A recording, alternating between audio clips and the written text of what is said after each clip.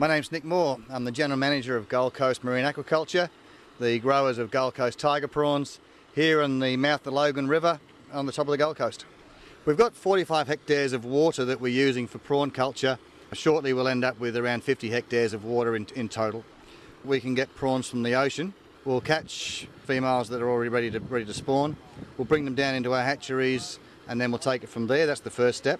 Or of course we can grow our own what's called domesticated stocks. That's proving to be quite difficult around the world for the species that we're growing of black tiger. We credit ourselves as being as advanced as anybody else in the world with now 7th generation animals.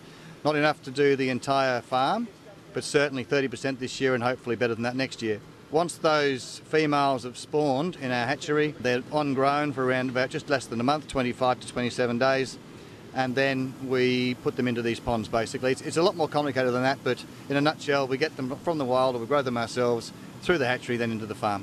What we've set up here over a number of years is a system of thinning the ponds out. So we can stock the prawns, say, late September, early October, and by January we've got big enough prawns within those ponds to start selective netting. In other words, we set nets that are of a size that only catches the bigger prawns, and that works right the way through till the end of April. And at the very end, we simply drain the water. As the water's coming out of the farm, the prawns are coming out with the water and they're waiting in a specially designed trap system that's outside the pond. Well, once we've harvested, we take them up to processing and we take them up in a live form. We'll take them in a insulated bin. It's the right temperature so it slows the prawns down without killing them. We want them to be live. From there into our processing plant where they're graded, they're cooked, they're packed and obviously sold either fresh or frozen. Again, much more complicated system than that, but in a nutshell that's what happens to them. We pride ourselves on having no additives at all. If you cook your prawns properly, then there's no need for any preservatives whatsoever. Look, I think the judging process is terrific. This is a good leveller. This brings you down to earth to say, well, okay, you're not as good as you think you were, or you are doing well. And if you are doing well, what is it you've done? Let's keep that going, because if we get a gold medal, our customers deserve the gold medal at the same time. To be nominated for the President's Medal is nothing short of sensational.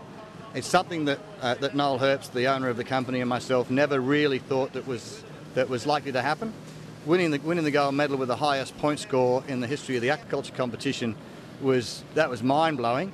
And now we've found out we are in that stage into the best of the best, in the top 6 out of 6,000. It really is. It's pleasing. You talk about pride and passion and the way you work, because every single person that's been involved in this, it's their nomination as much as the company's.